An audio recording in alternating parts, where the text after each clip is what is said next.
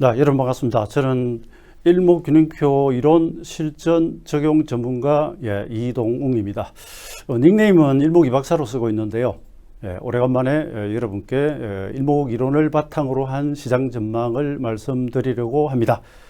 결론은 제가 보는 견지에서는 1월 이후 진행되었던 우리 증권 시장의 조정은 3월 11일을 기점으로 일단 바닥이 나온 것으로 이렇게 일단 추정을 하고 있습니다.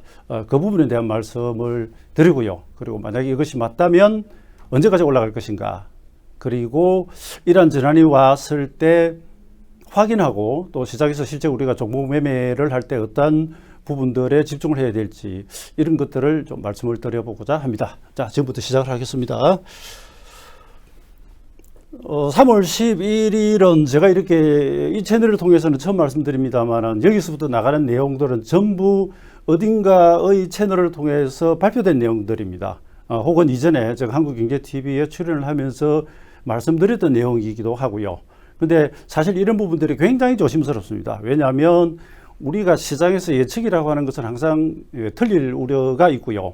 예측에만 의존해서도 안 될 뿐더러 예측을 반드시 잘 해야만, 이것은 퀴즈 게임이 아니기 때문에 그래야만 투자를 성공하는 것은 아닙니다.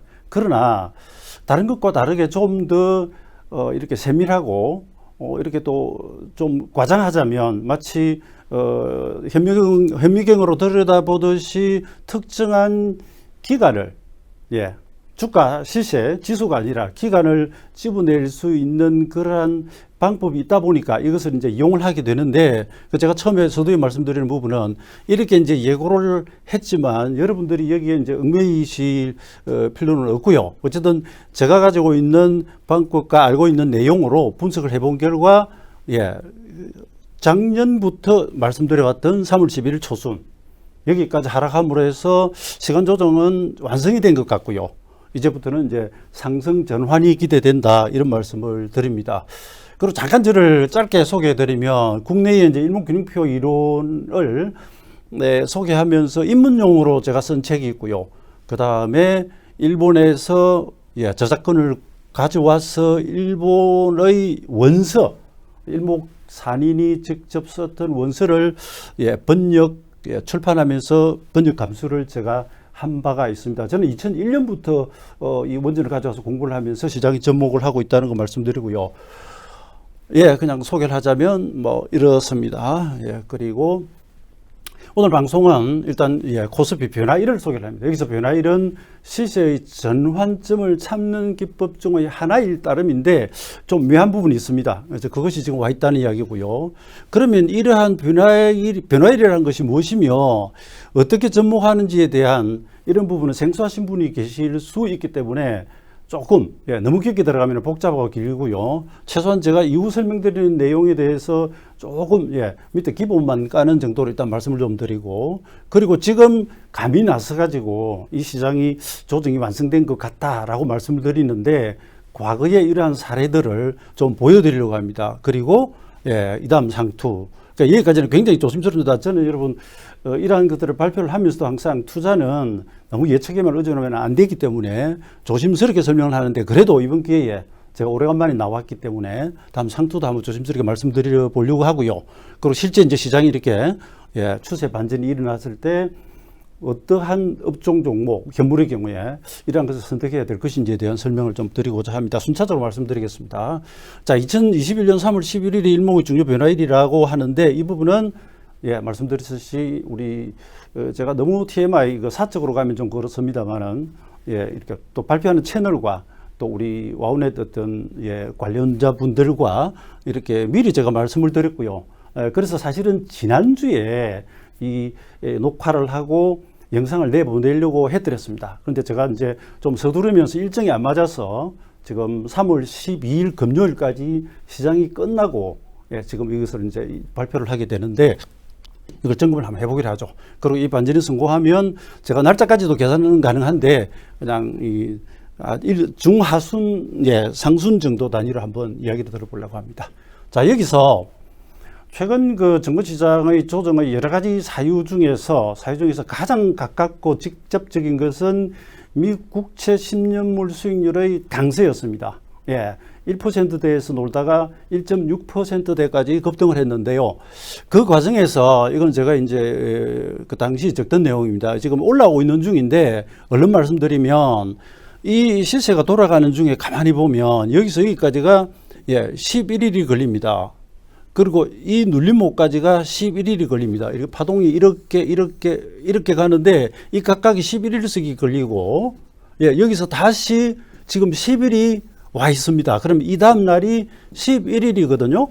그래서 이것을 일목에서는 이제 대등수치라고 하는데 시세는 가격도 그렇습니다만 뭔가 자기가 밟아왔던 그 습관, 습성, 패턴 그것을 반복하려고 하는 경향이 있습니다. 반드시 그러한 것이 아니라 일부 그런 경향이 나타날 때 우리가 그걸 잘 잡아내면 활용이 가능한데요. 여기서는 즉 이 다음 날이 11일이라고 하는 것을 적고 있고요. 그 뒤에 어떻게 되느냐 하면 이 지금 여러분들이 이제 작은 화면을 보시면 잘 안 보이실 수가 있는데요. 여기까지 아까 보신 것처럼 11일 그리고 여기 저점까지가 11일 이렇게 11일 올라가지고 1.614% 고점을 찍는 날이 바로 11일 차입니다. 그리고 여기서 눌림목의 저점에서 여기까지가 17일이고요. 이번 다시 올라가서 고점 찍는 3월 5일 미국 현지 기준으로 여기가 일 이듬이 17일입니다. 그러니까 이 안에서는 11일의 반복과 17일의 반복이 두 번의 이렇게 고점을 만들어냅니다. 고점을 만들어냅니다. 그래서 이러한 습성을 또 이용을 해보는 것이죠. 그리고 원래 여러분 기술적 분석이 지나고 난 뒤에 이야기하면 잘 맞다고 합니다. 왜냐하면 전개되는 동안은 기술적 분석의 각각 기법 중에서 어느 것이 어디에서 적중이 될지를 미리 알기는 좀 힘들거든요. 그러나 지나간 것을 분석하면 그 중에서 어떤 기법이 와서 걸렸는지를 사후적으로 다 정답을 알고 있으니까 그런 것을 지적을 하는데 그것을 단점이나 이렇게 지적만 하기보다는 무언가 그러한 기술적 분석 혹은 다른 어떤 기법이든 한 것들이 그 당시 적중되는 것이 있었다면 우리가 지금 한번 접목을 해보면서 뭐 1차, 2차, 3차까지 시나리오를 써서 대응해보는 이런 방법도 투자의 하나의 기법이거든요. 비트코인이 아시다시피 지난번에 아주 급등을 합니다. 그러니까 이건 제가 여기서는 이 당시 그림은 안 가져왔습니다. 보면 여기서 바닥에서부터 여기까지가 26일입니다. 이것이 2월 20일 고점이고요. 그 다음에 일목균형표가 피보나치 급수처럼 특정 숫자가 반복되는 중에 날짜들이 고정된 날짜들이 나옵니다. 그것이 26 다음에 33일이라고 하는 것이 있는데요. 여기가 2월 28일 저점입니다. 그러니까 비트코인이 급등하던 중에 상투를 치고 그 다음에 조정이 들어와서 저점을 찍고 지금 최근에 다시 크게 올라가고 있거든요. 그것이 33일입니다. 그러니까 이러한 방식을 우리 지수나 종목에 가져와 가지고 접목을 하면서 매매를 하면서 시세를 보면서 다른 여타 다양한 변수들을 보면서 핵심적으로 시간상으로는 어떠한 곳에서 변화를 일으킬지를 한번 찾아보는 것입니다. 이것은 제가 생각하는 것인데요. 투자 기법을 뭐 크게 보면 우리가 기본적 분석 그럽니다. 기본적 분석 그리고 기술적 분석이 있고요. 그 외에 아주 단기적으로 매매하는 방법에서는 뭐 호가 창문 보면서 초단타를 하거나 장중에 혹은 다른 부분들을 가지고 이런 경우도 있긴 하죠. 그러니까 공개가 다 안 돼서 그렇지 아마 세상에는 그 10인 10색, 100인 100색 특히나 그 중에서 투자에 성공하는 분들은 수많은 자기만의 기법을 가지고 있을 것입니다. 그런데 크게 봐서 우리가 이제 기본적 분석 그러면 대개 저는 이렇게 해서 이야기를 합니다. 국면을 주로 보여주지 않는가. 저평가되었다, 고평가되었다. 뭐 혹은 향후 업종 종목 혹은 우리 경기가 좋아질 것이다, 나빠질 것이다라는 식의 어느 정도 면을 파악을 하려고 하죠. 그 일목균형표 차트에서도 물론 그 국면, 매수 시기, 매도 시기, 하락 국면, 뭐 상승 국면 이런 표현도 쓰긴 하지만 대체로 기본적 분석은 상대적으로 기술적 분석에 비해서는 좀 더 광범위한 혹은 좀 어떤 경우에는 약간 추상적인 이런 면이 좀 있고요.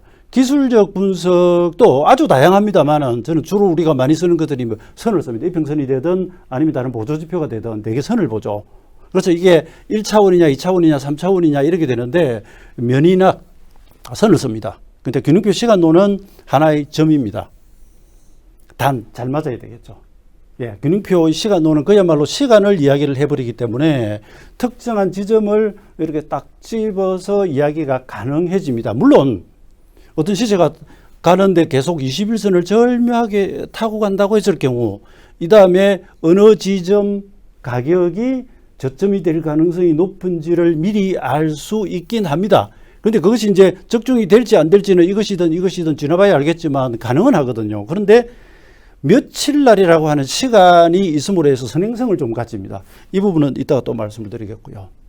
자, 우리가 이제 투자를 하면서 말씀드렸듯이 여러 가지 기법이 있는데 그중에서 특히나 기술적 분석으로 좀 가보면 시세의 저는 그 습성 읽기라고 이야기를 합니다. 여러분들이 하시는 뭐 패턴 같은 이런 방법들요. 그 다음에 뭐 봉차트의 봉조합이라든지, 예, 봉조합, 예, 조합이라든지, 그 외에 뭐 이평선이든 추세선이 되건 뭐가 되건 이런 것은 일종의 습성이고요. 이 습성은 과거의 주가 어떤 행태가 그 후 현재에도, 예, 반복돼서 다시 나타날 것이라고 하는 것을 기본으로 깔고 합니다. 그렇지 않다면 이 분석해봐야 아무 소용이 없는 것이죠. 그런데 이 패턴이 되건 무엇이 되건 어떤 기법이 되건 이게 확률 지표이거든요. 그래서 100%는 없는데 보다 적중률이 높은 방법을 찾아내는 것이죠. 그래서 비유를 하자면 뭐 많은 비유가 가능하지만 야구에서 우리가 타자와 투수라고 이야기해보죠. 경기 중에는 자기와의 싸움인 혼자 기록을 겨루는 경기들이 있고요. 야구나 뭐 혹은 그 여러, 예, 상대방을 두고 하는 것은 상대방을 이겨야 되니까 특히나 타자와 투수로 보면 기록 야구 그러죠, 그죠?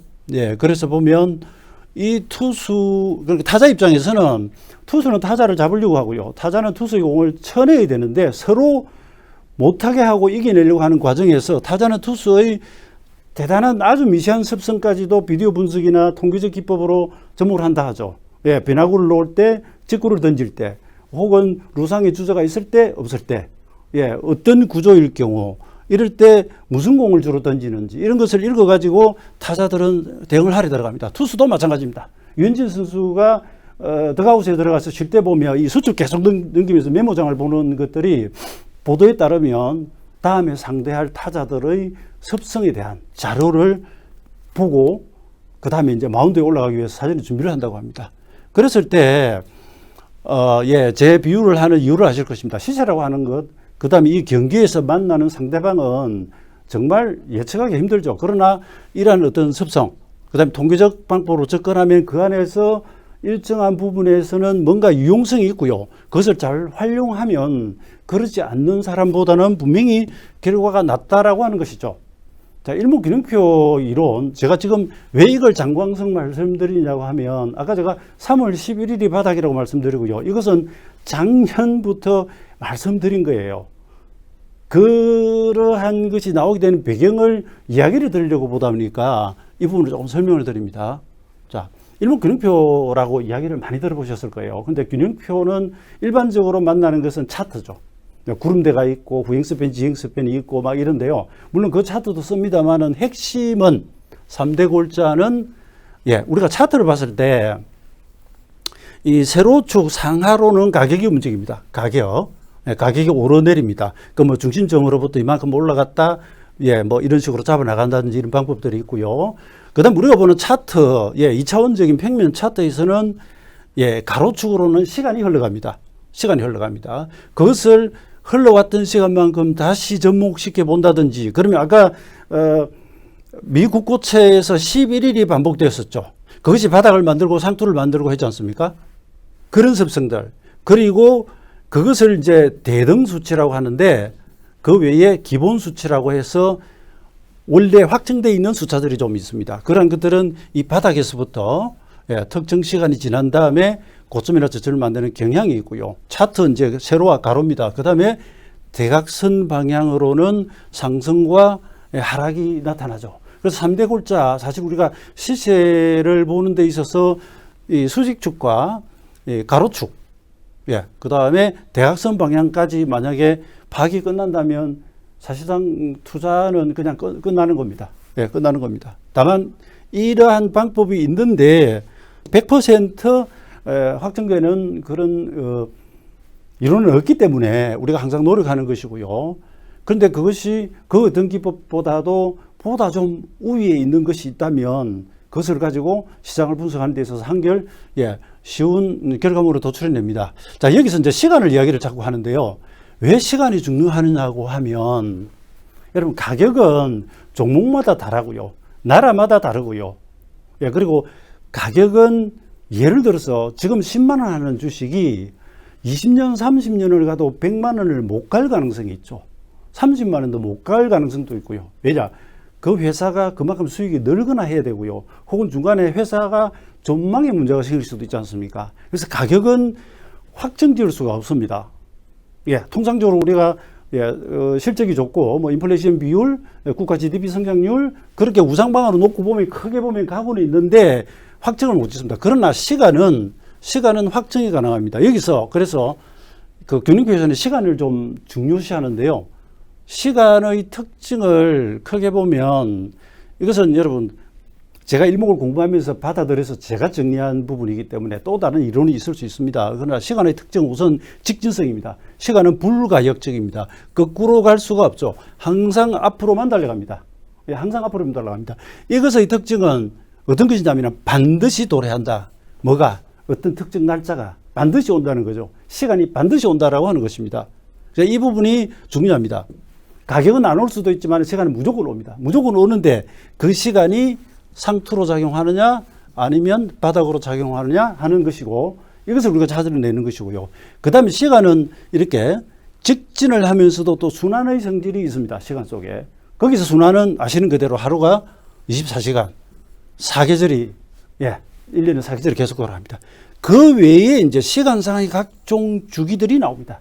아시는 그대로 경제 성장에 화랑과 호황과 침체기 이런 경제 사이클이 있고요. 그것은 또 뭐 콘트라티에프나 여러분 많이 들어보신 것처럼 키친 파동이니 이런 식으로 주글라 파동이니 10년이니 40개월 되니 이런 큰 파동들이 주기가 있고요. 그다음에 경제, 물가, 그다음에 뭐 작황 수많은 주기들이 있습니다. 이 주기라고 하는 것이 있음으로 해서 시간상이 있음으로 해서 이것이 이론적으로 정확하게 진행이 된다면 언제 고점이 나오고 언제 바닥이 나올지 그것이 시간으로 하나로 점으로 찍어서 특정을 해 놓을 수 있다라고 보는 것이죠. 그러니까 허황돼 보일지 모르겠지만 뭔가 여기까지 보시면 조금은 분석을 해볼 만하다는 그런 이제 느낌을 받으실 것으로 생각이 됩니다. 자, 시간의 선행성이라고 했는데 이건 표현이 좀 애매합니다. 기술적 분석은 대개 후행적 지표라고 이야기를 하죠. 왜냐? 현재 시장 거래량 모든 것이 변해 나가는 것에 따라서 보조 지표들이 바뀌어 갑니다. 그런데 좀 더 세밀하게 분석을 해보면 예를 들어서 5일 이동 평균선이라고 했을 때 현재 주가의 5일간의 움직임을 놓고 이 상태에서 5일 이평선이 여기 있는데 이평점이 이 다음 가격이 어떤 가격이 되느냐 아니면은 새로운 날짜가 하나 들어올 때 뒤 날짜가 빠져나가면서 이렇게 5일 했을 때 이 라인이 어떻게 올 것인가 하는 걸 어느 정도 예측이 가능해요. 그러면 5일과 20일의 골든 크로스가 며칠 정도 어떤 가격이면 나올지를 조금 알 수는 있긴 한데 우리가 말하는 일목의 선행성과는 좀 다릅니다. 그래서 이 시간의 선행성이라고 하는 것은 앞서 말씀드렸듯이 직진하는 것과 순환하는 것, 패턴이 반복되는 것, 습성 이것을 찾아내면 선행 며칠 뒤에 어떤 바닥으로부터 며칠 오른 습성의 날짜가 온다라고 하는 것을 알 수 있다는 것이죠. 그런데 거기 가서 지금 지수가 상투를 치고 빠질지 바닥을 치고 돌아갈지는 모를 수는 있다 해도 이번 시세는 몇 월 며칠에 가면 주요 변곡점이 온다. 우리가 도로 주행을 하고 있는데 전혀 낯선 길을 가면은 이 앞에 무엇이 펼쳐질지를 알 수가 없잖아요. 그러나 내비게이션은 2km 앞에 분기점이 옵니다. 거기서 왼쪽으로 가세요? 오른쪽으로 가세요? 목표를 정하면 그렇게 방향을 알려주죠. 바로 그 분기점, 다가오지 않은 분기점에 대한 것을 알려주기 때문에 선행한다라고 이렇게 표현을 했고요. 여러분 천장지구라고 그 홍콩 영화가 과거에 있었습니다. 노자 도덕경 7편에 보면 천장지구 그러면서 후기신이 신선이라고 하는 말이 나옵니다. 그래서 이 말은 몸을 뒤에 둠으로써 오히려 앞선다라고 하는 것인데, 제가 이걸 왜 갑자기 꺼내느냐 하면, 이건 원래 이제 겸손이라든지 이런 것과 연관이 있는데, 일목균형표의 후행스팬, 지행스팬은 26개봉 뒤에서 뒤쳐져서 따라옵니다. 따라오는데 이것이 앞으로 시시의 변화를 미리 보여주기도 하고요. 과거에 흘러왔던 시간의 흐름들이 뒤에서 앞으로 어떤 일이 벌어질지를 보여주는 그러한 면이 좀 있습니다. 자, 여러분, 저는 지금 일목균형표 이론을 여러분께 막 주입을 하거나 이 이론을 자랑하거나 그런 것이 아니고요. 앞서 말씀드렸던 3월 11일 이후 시장의 반전을 어떻게 그 전에 미리 이야기를 할 수 있었던가에 대한 지금 밑바탕을 깔고 있는 것입니다. 그래서 근육표 시간도는 제가 복잡하게는 안 가겠습니다. 예, 기본 수치와 대등 수치가 있는데요. 기본 수치는 이 9를 기본으로 합니다. 그래서 9 올라가고 9 떨어지면 양편 늦게 해서 이거 17이 나오고요. 9를 3번 해서 26이 나옵니다. 이것이 계속하면서 숫자들이 많이 나오는데 지금 전혀 이거 외우실 필요 없고요. 이런 숫자들이 여기서 설명이 조금 될 것이기 때문에 제가 말씀드립니다. 그래서 9를 1절 한마디라고 하고요. 17, 26 하고요. 예, 이것이 3배씩 가면 뭐 226이니, 예, 676이니 이런 숫자들까지도 크게 나옵니다. 보시면 26, 52, 2배의 관계이고요. 예, 17의 2배 가면은 뭐 33 이런 식으로 숫자들이 막 나옵니다. 근데 지금 제가 보여드릴 것에서 76이나 50이나 33이나 42 이런 것들이 몇 개가 나올 거예요. 그 다음에, 예, 이 부분도 저는, 예, 조심스럽습니다. 제가 여기서 여러분께 없던 일을 이야기를 할 수는 없고요. 제가 모든 시장을 다 마쳤다고 이야기하는 것도 거짓말입니다. 그러나 최근에 말씀드려왔던 내용들이 재미있게도 고맙게도 잘 맞았어요. 저는 2020년 추석이 지나면 3주간 조정이 오고 이게 10월 30일 끝납니다. 그리고 11월 1일부터 상승하면 12월 말 여기에 원래 일목 42일 기본 수치가 있었습니다. 1월 초순 1월 8일에 226, 1월 11일에 49 대등 수치가 와요. 그래서 제가 여기서부터 여기까지 오르고 나면 조정이 오는데 조정이 3월, 예, 제가 초순까지 온다고 했습니다. 그래서 제가 공개된 장소에는 그냥 이 정도 말씀드리고요.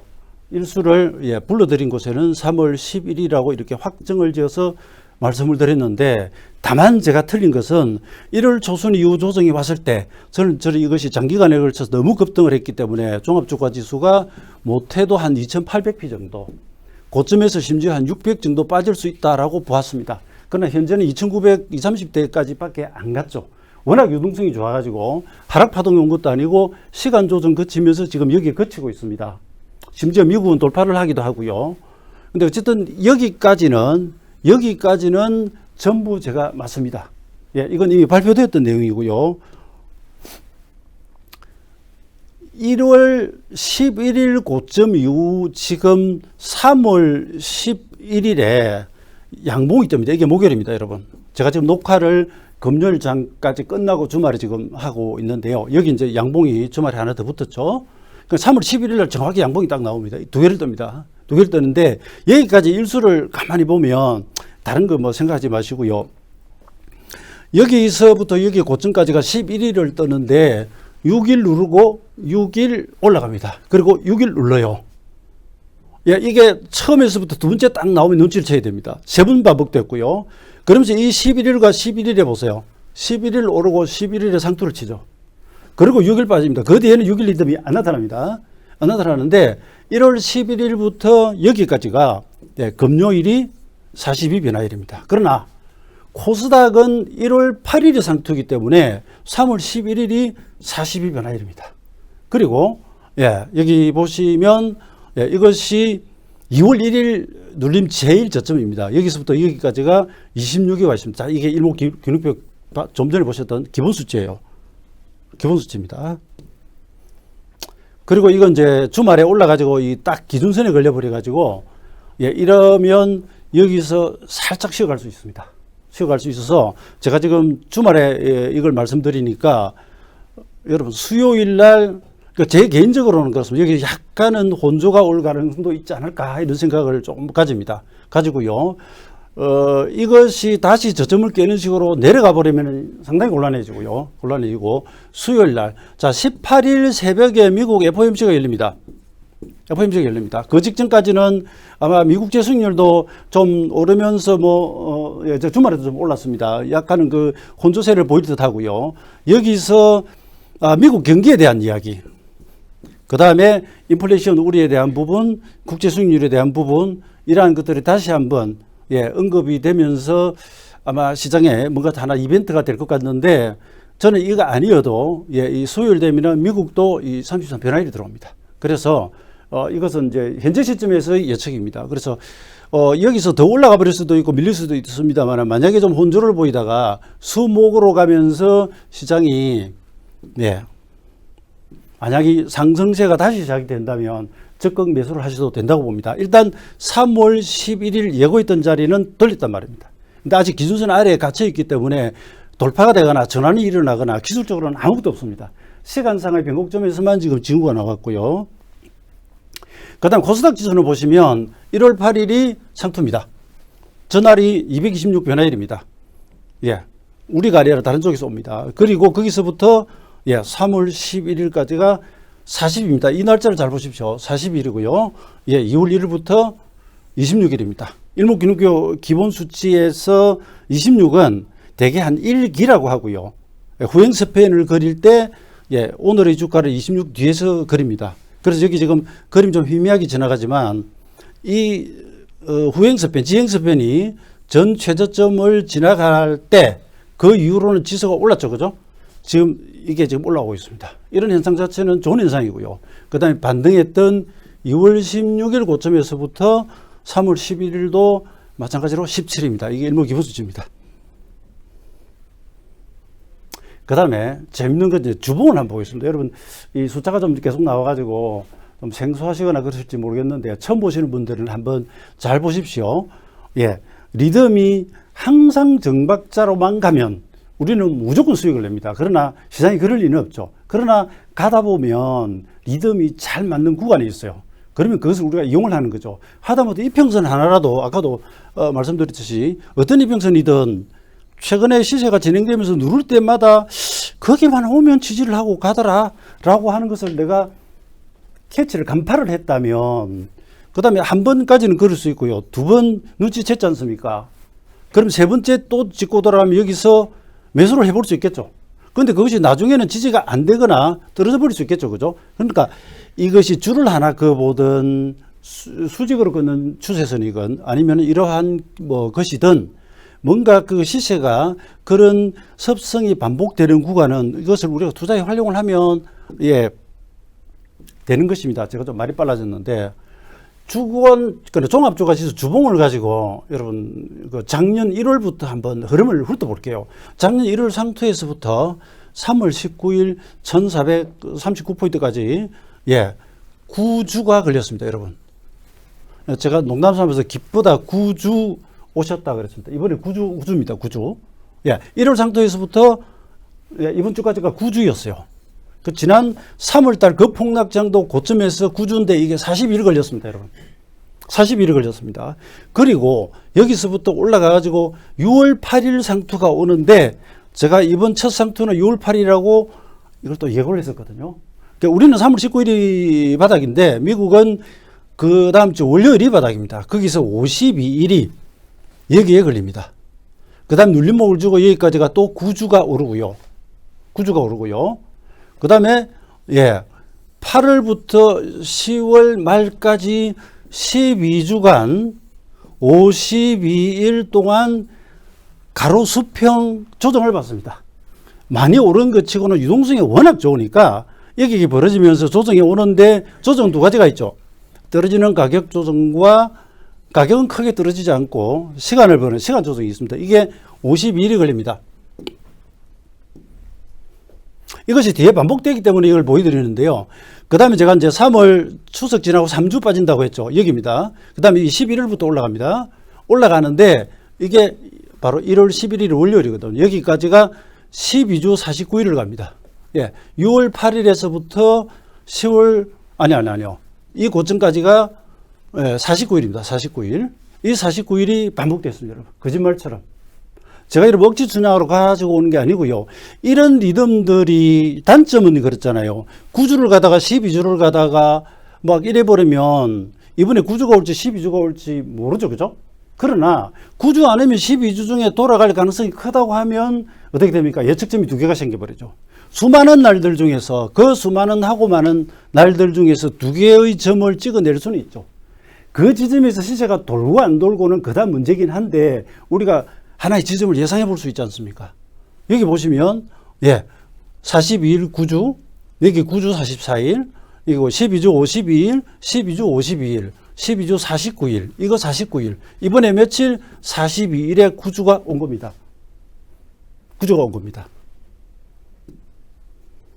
이건 이제 완성된 주봉인데 뭐 이것만 가지고 아직 좀 부족하죠. 부족합니다. 주봉 이 다음에 뭐 이런 것을 뚫어주거나 이러면 아주 좋고요. 그 다음에 작년 3월 19일 급락을 이야기를 좀 드려야 되겠습니다. 작년 3월 19일 마지막 날은 지수가 마이너스 151포인트까지 떨어지고요. 난리가 났었죠.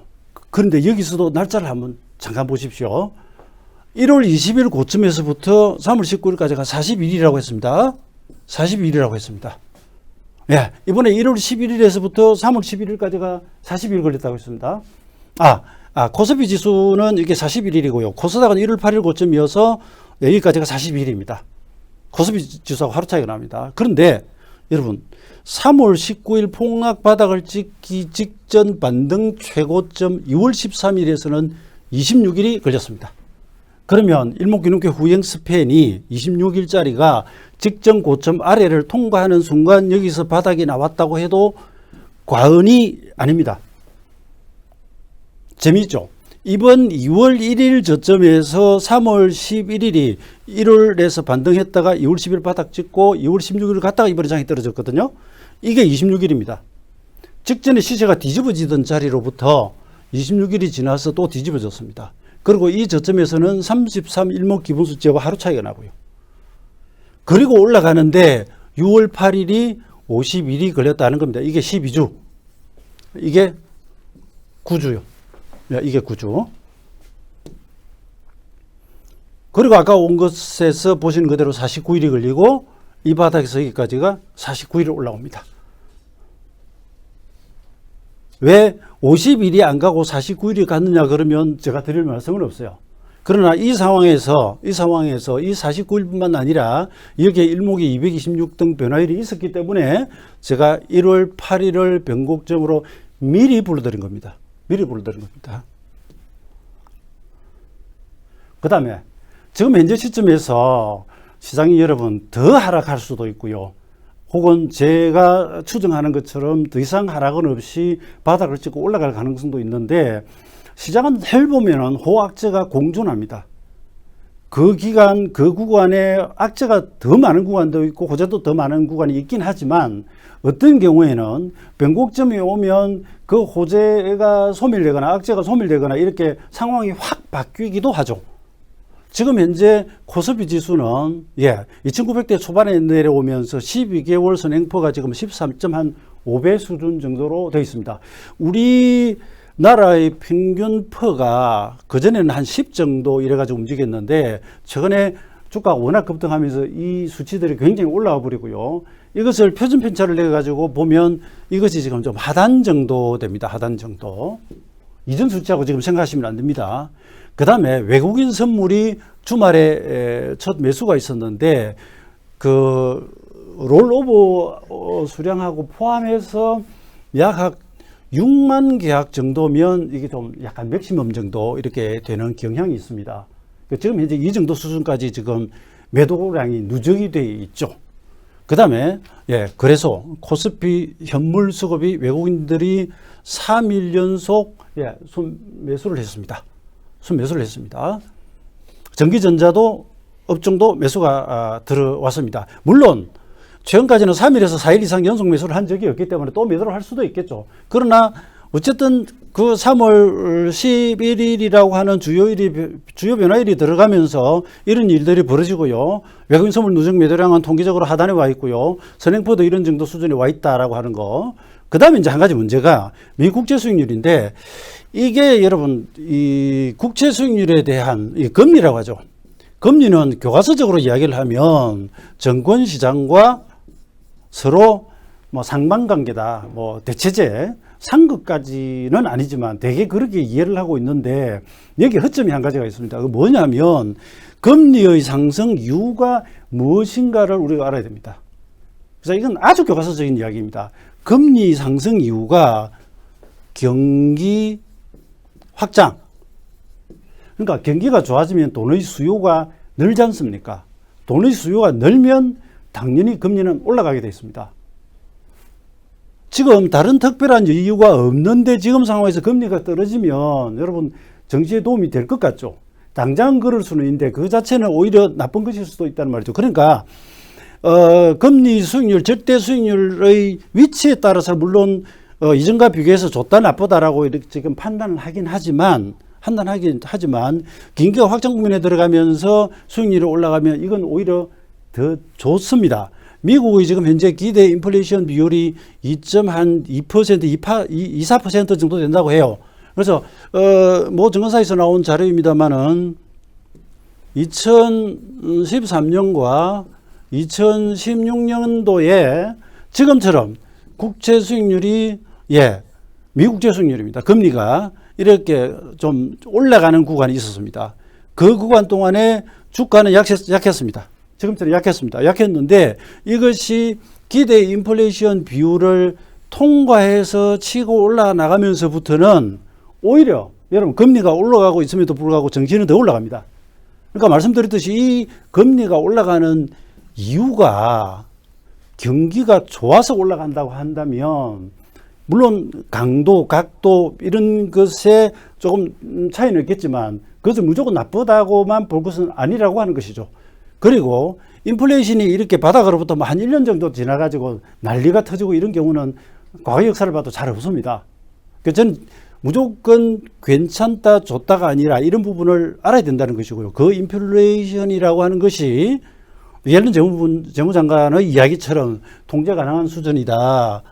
통제가 가능하다면 우선 당장 수치가 올라가고 이러면 시장이 살짝 영향을 받긴 해도 갈수록 한계 효용 체감 법칙처럼 악재로서의 효력이 약화되기 시작합니다. 벌써 주말에 미국 지수율이 또 급등을 했지만 다우지수 신고가 날아갔고요. 나스닥 지수 하락했지만 종목별로는 저점대 이미 양봉으로 살짝 돌아갑니다. 그러니까 이전 같은 충격파가 없죠. 폭락하는 충격파가 없습니다.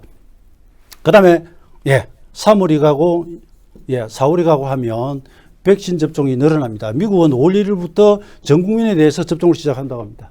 그리고 주가부양책, 이것은 금리를 인상시키는 요인으로도 작용을 하지만 경기에 도움이 되는 부분도 분명히 있죠. 그래서 어떤 순간에 시장에서 금리 인상 이꼴 나빠, 금리 인상, 금리가 인상이 아니라 올라가. 그런데 경제 지표가 좋아져. 소비자 관련 지표들과 비교를 해봤을 때 통제 가능해지고 이러면 그것은 악재가 아닌 것이 될 수도 있으니까 재료가 양면성이 있죠. 그럴 때 이쪽에서 볼 수도 있고 저쪽에서도 볼 수 있다면 시장은 오히려 기술적 분석에서 말하는 변곡점을 따라하는 경우들이 과거에 왕왕 생깁니다. 그런 부분들. 자, 여기 보세요. 미 10년물 국채 수익률이 아까 보시면 17이라고 11일 이듬해서 상투를 쳤는데 주말에 여러분 또 올랐습니다. 장중 1.642까지 올라갔습니다. 지난번에 1.626이거든요. 신고가입니다. 신고가. 근데 지난번에 이렇게 올라갈 때 미국장 폭락했거든요. 대형 기술주 나스닥 폭락했습니다. 그런데 주말에 그렇습니까? 그렇지 않잖아요. 그래서 무조건 괜찮다가 아니라 지금 시장이 이전보다는 덜 충격적으로 받아들이고 있고요. 그 다음에 이 안에서도 보시면 여러분 보세요. 11일이었습니다. 목요일이 11일인데 여기서 또 뒤집어 놓네요. 근데 여기서 조금 더 가면 다음 주에 42와 일목에 33 이런 변화일들이 들어옵니다. 그래서 혹시 더 가더라도 저희 생각입니다만은 예, 주초 정도 오르고 나면 다시 좀 눌릴 가능성이 있을 것 같고요. 예, 궁극적으로는 이것이 뭐 2%나 이렇게 이상 갈 수는 있다고 보는데 이야기가 되돌아갑니다만은 경제 지표들 예, 이런 것들이 더더욱 중요해지고요. 그다음 미국 다우지수는 솔직히 지금 일봉의 일수들이 잘 안 맞습니다. 예, 우리가 잘 맞고요. 미국은 여기서 바닥 찍고 돌아갔는데 이건 그냥 24일입니다. 일목 26일이 아니에요. 아니고 지금 다우지수 기준으로 바닥에서 7일이 올랐고요. 이게 화요일 되면 9일 일절 리듬이 옵니다. 예, 그래서 우리는 바닥 찍고 돌아가려고 하는데 미국이나 독일이나 특히 미국에서 다우지수나 S&P 500 지수는 올라가 있어서 우리가 쉬다가 올라가려고 하는데 얘네들이 내려오면서 방해를 하는 경우가 있긴 해요. 그래서 약간 신경 쓰이긴 하는데 또 다르게 보면 여러분 보세요. 금리가 어떻다 뭐라고 한다지만 경기주 가치주 중심으로 올라가잖아요. 그럼 우리 시장에서는 삼성전자나 SK 하이닉스나 대형 IT 반도체가 시총상이라고 하는 점이 있긴 하지만 그 외에 가치주들 경기민감주들이 뭐 금융주도 그렇고 상승세를 유지를 해준다고 한다면 시장이 그렇게 일방적으로 나쁘지만은 않을 것이라는 생각이 있고요. 다시 말씀드리거니와 코스닥 지수도 보면 죄송합니다. 제가 나스닥을 보면 금요일 날 지수는 전일 대비 빠지긴 했는데 양봉이 나옵니다. 여러분 좀 전에 보신 것처럼 미국 지수율이 급등을 했잖아요. 그럼에도 불구하고 크게 빠지질 않습니다. 그래서 저는 이것이 시장이 국제 수익률에 대해서 약간 내성이 생기고 그 다음에는 이제 다음 주 FOMC까지 한번 보자 이런 것으로 저는 뭐 이해를 합니다. 그 다음에 시간론 검증인데요. 이러면 여러분 제가 제 자랑이 좀 되는데 이걸 좀 양해를 구하겠습니다. 당신이 3월 11일부터 바닥이라고 하는데 과거의 그 기법이 최소한 맞아왔어야 지금 신빙성을 좀 가질 거 아니에요. 그런데 기술적 분석이든 뭐든 100%는 없기 때문에 이번에 제 드린 말씀이 틀릴 수도 있겠지만 적어도 어떠한 정도의 근거가 있길래 그렇게 이야기하느냐고 하는 것을 한 번 더 보여드리겠습니다. 자, 작년 3월 19일 바닥인데요. 제가 천상 이건 좀 사적인 걸 가져왔습니다. 빠르게 이야기를 드릴게요. 지금은 이용하지 않습니다만은 한국경제TV에서 장중에 방송 나가면서 전문가들 리서치 쪽에 이렇게 출연자들을 통해서 한 50여 명의 단톡방 참여자들이 있고요. 여기서 뭐 다른 이야기를 주고받고 그렇지는 않습니다. PD분이 설문조사를 해요. 오늘 이 이슈에 대해서는 어떻게 생각하십니까? 이런 식으로 주로 이용하던 창구였는데 제가 작년 3월 19일 목요일 날 씁니다. 이걸 제가 3월 한 17일경부터 글을 올려요. 여기 솔직히 전부 선수들 이런 분들이 모여있기 때문에 여기서 뭐 시장을 이야기하고 종목 이야기한다는 게 사실 좀 건방지거나 좀 약간 오버스러운 행동이거든요. 그런데 제가 일목으로 보이니까 막 입이 간지럽기도 하고요. 다들 힘들어 하시니까 3월 17일부터 쓰기 시작하고요. 3월 19일 날 아침에 올린 거래요. 개장 전입니다. 오전 7시에 제가 올립니다. 미국 다우지수 기준으로 1월 2월 고점에서 42, 26 변화일이 왔다. 나스닥과 S&P 500 하락 목표치 달성했다. 주봉은 이번 주에 33, 42, 65 변화일 모두 결집했다. 통상의 경우라면 이번 주에 이 급락 바닥 준다. 그렇습니다. 그 단톡방 글을 올렸습니다. 그리고 파동론으로 보면 2018년 1월 고점에서부터 9파동이 내려왔다. 일목에서 9파동 그러면 이게 되게 파동이 완성으로 봐요. 파동도 9개. 이 3579로 나가긴 해도 1월 고점에서 우리 41이다. 하락 5파 진행 중이다. 그리고 목표치 그러면서 되게 이제 1506 그랬는데 이게 이제 1430까지 빠지긴 합니다. 하루에 151포인트가 빠지는데 이걸 어떻게 예측을 합니까? 그죠? 이걸 빼면 한 1506 정도 나온다라고 이렇게 이제 제가 조심스럽게 적고 있는 겁니다. 그리고 여기서 이 이야기를 합니다. 2012년에 제가 주식 콘서트 강의를 할 때 보낸 그림인데 그때 보면 대개 중요 파당에서 42일이 바닥으로 작용한다. 그 3월 19일이 아까 보신 것처럼 작년입니다. 1월 고점에서부터 딱 42일이에요. 그러니까 그날 아침에 이걸 적고 있는 겁니다. 제가. 언제나 그렇듯이 진정한 반전이 오기 전에는 잠시 쉬었다가는 정주장일 가능성이 있지만 제가 이런 이야기를 한다. 그리고 오늘은 충분히다. 낮과 밤의 중심점을 통과하는 날이고요. 별 이야기를 다 합니다. 일반적인 경우라면 오늘은 강력 매수입니다. 왜? 앞에 다른 전문가가 질문을 해요. 제가 일목을 몰라서 그러는데 예상하시는 거 좀 알려달라. 11시 29분에 글이 올라옵니다. 제가 그렇습니다. 일반적 경우라면 오늘은 강력 매수입니다. 이게 언제나 작년 3월 19일입니다. 여러분 이게 물론 제 자랑입니다. 그래서 이러한 이야기들이 좀 거슬릴 수는 있겠지만 제가 좀 당부를 드리는 것이죠. 제가 만든 것만 가져오는 것도 아니고요. 이러한 것들을 사례를 보시면서 이러한 이러한 기법을 활용하는 것이죠. 그 다음에 한번 가볼까요? 2012년입니다. 참 오래됐습니다. 이제 거의 10년 전인데 제가 주식 콘서트 강의를 2012년하고 13년하고 와우파이에서 24강을 두 번을 합니다. 근데 여기 쭉 파워포인트를 보시면 강의가 되게 제가 이렇게 하거든요. 뭐 괴선, 가격, 종합 활용하고 나면 그 다음에 이제 시간론 들어가고 파동론 들어가고 강의가 끝납니다. 그런데 여기 보시면 종합 활용하고 시간론하고 파동하고 다시 시간론을 해요. 마지막에 합니다.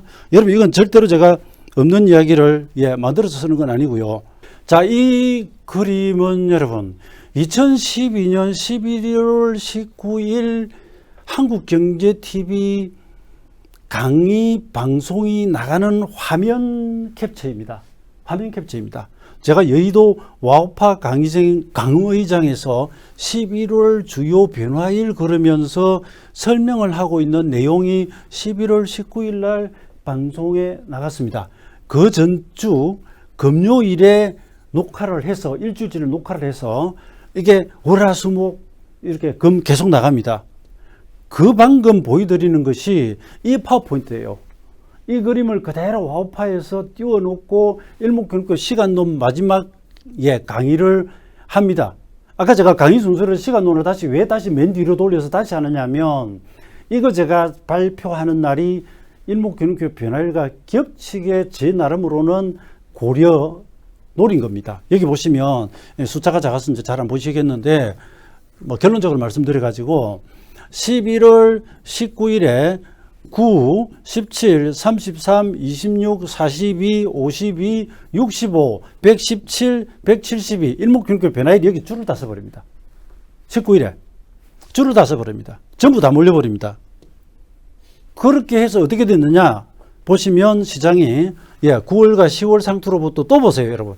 40의 변화일을 떨어져 가지고 11월 19일에 월요일 되니까 양봉을 딱 하나 냅니다. 이 양봉을 냅니다. 그러고부터 올라갑니다. 여러분 신기하지 않습니까? 그러니까 제가 자꾸 반복 말씀드리는데 시세는 이러한 리듬을 타지 않는 경우도 있어요. 그러니까 우리가 이러한 시간에서 시장의 변화할 가능성이 크다고 보고 있고 그리고 거기에 수많은 변화일들이 겹쳐서 와가지고 뒤집어서 첫 양봉이 딱 나오는 순간 매수가면 출동이 되어버릴 수 있잖아요. 그래 놓고 난 뒤에 시장이 얼마 못 가고 꺾어지거나 이러면 이번은 아니구나. 다음 정거장으로 가자 하고 철수를 하면 되는 것이고요. 이것이 시간의 선행성입니다. 이것은 2014년 8월 24일에 대박천국 24 생방송을 하는 중에 제가 오후 4시 타임에 들어가가지고 9월에 조정 온다라고 예측했던 자리고요. 바로 이날 주말에 방송을 하는데 8월 28일 상투로 치고 9월 달에 이렇게 급락이 들어옵니다. 이것은 주봉으로 보시면 그해 2월부터 올라갔던 정시가 제가 녹화를 하면서 생방송하면서 다들 지금 시장에서 좋은 이야기를 해드리면 좋겠지만 저로서는 보이는 대로 말씀을 드릴 수밖에 없습니다. 9월 오면 시장이 급락합니다. 9월에 급락을 합니다. 그러니까 이런 사례들을 그냥 제가 잠깐 말씀드리겠고요.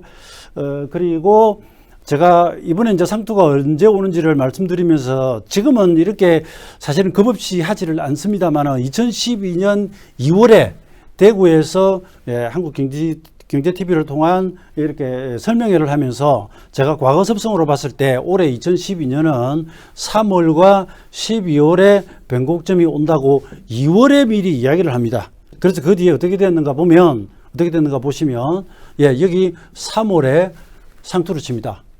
그리고 코스피 지수는 여기고요. 그 다음에 코스닥 지수 3월 상투고 코스닥 지수가 10월 15일 날 상투를 칩니다. 그러니까 3월과 10월을 2월에 예측을 하죠. 이 부분은 제가 넘어가겠습니다. 이 장중 선물에 대한 전목인데 시간이 없어서 넘어가겠습니다. 그 다음 상투는 이거 앞서 말씀드렸듯이 제가 이제 특별히 오늘 이 출연을 했기 때문에 제가 한국경제TV는 2014년까지 2002년도부터 나오다가 근래 수년간은 이제 안 나오다가 나오는데요. 그래서 좀 무리수가 아닐까 싶긴 하지만 조심스럽게 그렇습니다. 여기서 반전이 일어나면 8월 하순에 주가가 한번 떨어지는데 여러분 나중에 시간 나시면 2007년도에 장이 올라가다가 어떻게 뒤집어지는지를 한번 보시면 8월에 흔들고 제가 볼 때는 이게 다시 가면 10월, 길면 11월 정도까지도 파동을 제가 연장해서 볼 수는 있다 이렇게 말씀드립니다. 중간에 우여곡절은 있겠지만 이번에 시장이 진바닥을 찍었다는 가정하에 혹은 조금 더 빠지더라도 반전해서 다시 올라가면 종합주가지수는 예를 들어 3,400에서 한 500선도 파동상은 가능은 하고요. 시기적으로는 8월까지는 갔다가 여기서 한번 제대로 좀 시간 가격 조정이 조금 오고 그 뒤에 다시 한 번 더 간다. 그러니까 여기서 얼른 가면 이번 고점에서 바로 방금 말씀드린 그 8월에 일목에 25, 26주 시간마디가 옵니다. 그리고 아니요. 다시요. 이번 이 3월 11일, 12 여기에서 25주가 오고요. 26주. 1월 상토에서 33주가 옵니다. 그리고 작년 3월 바닥에서 일목 76주가 와요. 76주가 옵니다. 그러면 26, 52, 76 이건 전부 일목의 1기, 2기, 3기라고 하는 시간의 마디입니다. 그리고 바로 작년 3월 19일에서부터 추석 지나고 3주 빠진다고 하던 10월 말까지가 33 일목 기본수치가 걸려섭니다. 그런데 여기서 33이 아니라 이것도 다음에 중요해 봐야 되겠지만 1월 상투로부터 33하고 이 모든 것들이 8월에 모이기 때문에 그 외에도 여러분 중간에 보면 지지장 목표치가 많듯이 변화일이 많이 옵니다. 그것을 다 열거해봐야 소용이 없고요. 저 나름으로 축약을 해보면 8월에 이러한 날들이 걸리니까 이건 그냥 여러분 양념으로 보십시오. 실제로 이렇게 될지 안 될지는 그죠? 우리가 두고 봐야 아는 것인데 제가 볼 때는 그렇다. 그리고 이제 제가 시간이 마무리가 다 되는 지점이어서 정시가 반전할 때 그 시장의 진짜로 이것이 반전이 맞는지 일시적 반등인지를 판단하는 데 있어 몇 가지 요소가 있습니다.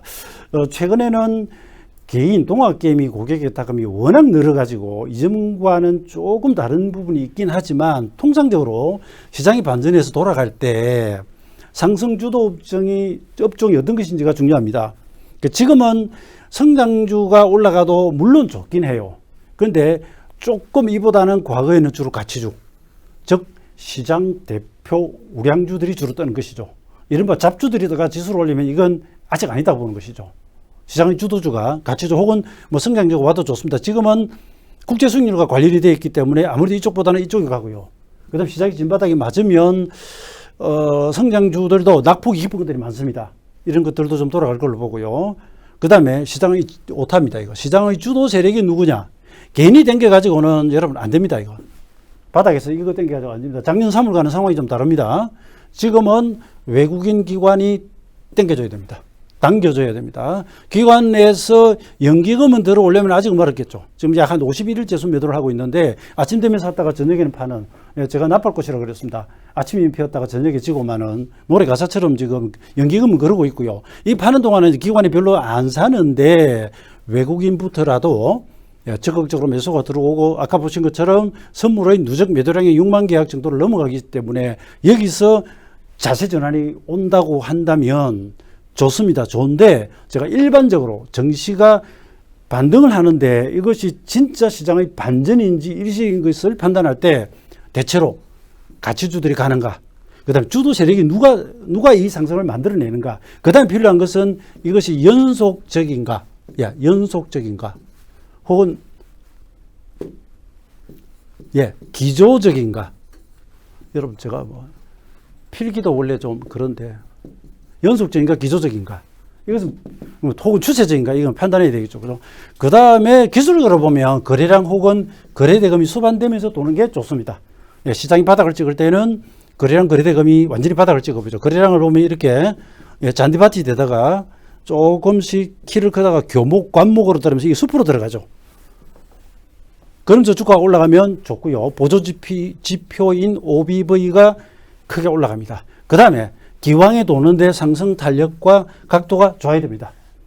매도 채도를 압도할 정도의 상승이 와야 됩니다. 그게 아니면 충분히 시간 조정을 끌어가지고 지루하게 만드는 다음에 돌려버려야 되는데 지금은 그것보다는 탄력이 좋아야 됩니다. 각도가 좋아야 되고요. 그래서 이러한 것들이 어우러지면 물론 일목 변화일이라고 했지만 그것이 진짜 바닥으로 굳어지는 것이고요. 이러한 것들이 부족하면 잠시 돌리다가 또 그 다음 정거장 가서 다시 바닥 찾기를 해야 됩니다. 그런 문제가 생깁니다. 그 다음에 여기서는 이제 외국인들이 4일 연속 매수하는 부분을 보여드리고 있고요. 기관이 하루 들어왔는데 연기금 매도량이 조금 줄긴 했습니다. 이 숫자가 좀 작아서 잘 안 보이실 텐데, 기관은 특히 지난 목요일 날 만기 종가 마감 시간 직전까지는 순매수였다가 마감 무렵 프로그램 매도 때문에 순매도로 바뀌었는데, 어쨌든 총 집계는 순매도이지만 목요일 날 저는 순매수였기 때문에 점수를 좀 줍니다. 예. 그리고 2007년에 보시면 2003년 대바닥이 나오고요. 342를 뜨고 342를 가고 이렇게 흐름이 흘러가는 중에 제가 마음이 좀 급합니다. 시간이 다 있습니다. 2007년하고 비슷하게 본다고 했는데 2007년 여기 변곡점 똑같은 대등수치 변화일이 왔을 때 어떤 일이 벌어지느냐 하면, 제가 수급이 중요하다고 했죠. 일목균표 변화일은 7월 16일이었습니다. 7월 16일이었는데 7월 16일이 지나가면서 이것이 월요일입니다. 외국인들은 그동안 사고 팔고 하다가 대량으로 팔기 시작합니다. 6,400억, 5,900억 대량으로 팔기 시작합니다. 즉 변심, 변화를 지나면서 완전히 변해버립니다. 그런데 당시 미래셋을 포함해서 국내 수익증권이 굉장히 많이 들어오고 있었거든요. 최근에 동학개미가 많이 들어오듯이 지금은 그때보다 비교가 안 되게 많이 들어왔지만, 그래서 며칠 더 가다가 상투가 여기서 나옵니다. 그 전에 이미 외국인들은 팔기 시작합니다. 그래서 이건 왜 보여드리냐 하면, 변화일이 지나가면서 여러분 저절로 시세가 돌아가는 법은 절대 없습니다. 누군가 사야 하고 그 사는 것이 특히 외국인이거나 기관이 더해주면 더 좋다는 뜻에서 보여드리는데, 2007년의 경우에는 7월에 급락이 들어왔다가 다시 11월 1일까지 10월 30일까지 다시 올라갑니다. 7월에 흔들고, 이때 보면 변화일에서 수급 변화가 있었다는 것을 보여드리고 있습니다. 예, 그리고 이제 마무리를 좀 해야 되겠습니다. 3월 11일 날 저는 이렇게 시장이 큰 변곡점에서 돌아가거나 이러면 상승 선도주 업종을 전부 캡처를 다 떠놓고 종목들을 찾아봅니다. 그래서 3월 11일 날 첫 지수가 돌았을 때 상승률 상위 업종을 보면 코스피는 기계였습니다. 여기는 이제 사실 우리가 시장 선도주라 보기는 좀 그런데요. 두산밥켓 같은 거라든지, 물론 우량한 것들이 있긴 합니다. 근데 화학이 2등이었고요. 삼성 SDI 이는 이쪽으로 그냥 조금 포함시켜서 보죠. 종류는 다르지만 LG화학, 2차전지, 그 다음에 정권주들 낙폭가 돌아갔고요. 그 다음에 철강, 그리고 전기전자가 돌아왔습니다. 코스닥에는 종이목재 이런 것이 돌아가는데 반도체 들어있고요. IT 하드웨어 들어있고요. 화학 들어있고요. 그 다음에 3월 10일 날 둘째 날 종목 업종별 종목을 보면 현대건설, 하나솔루션, 기계, 그리고 OCI, LG이노텍, 현대모비스, 미포조선 이런 것들이 보이고요. 그 다음에 기계 두산중공업, 그 다음에 현대로템이 있고요. 두산밖에 기계 보입니다. 삼성바이오 많이 올랐죠. 그리고 포스코케미칼, 이런 것들이 보이고요. 지금 제가 간단하게 이렇게 넘어가고 있는데, 지금 이건 제가 요령만 말씀을 드렸습니다. 말씀드리다 보니까 시간이 다 돼버려가지고 여기까지 해야 되겠는데요. 다음 기회가 되면 이러한 기술적 분석 외에 좀 더, 우리 기본적 분석, 그리고 채권 금리라든지 경제 문제라든지, 그 다음에 순환 사이클에 대한 업종 종목 간 문제들을 말씀드리기로 하고, 오늘은 일목균형표의 시간론을 바탕으로 한 시장 전망, 아무래도 제가 볼 때는 몇 달 전부터 예고했던 3월 11일 여기 중요 변곡점에서 시장이 변화가 올 가능성이 커 보인다. 그리고 다음 주 초에 약간 흔들 수는 있어도 특히 수요일 이후 상승이 온다면 좀 강력하게 한번 따라가 보시라는 말씀을 드리겠고, 만약 그 지점에서 역으로 시장이 돌아가면 그때는 일단 후퇴, 그리고 그 다음 기회를 노리자, 이렇게 생각하시면 되겠습니다. 제가 드릴 말씀 많고 이래서 너무 말을 빨리 했는데요. 그 점 양해 부탁드리겠습니다. 지금까지 시청해 주셔서 감사합니다.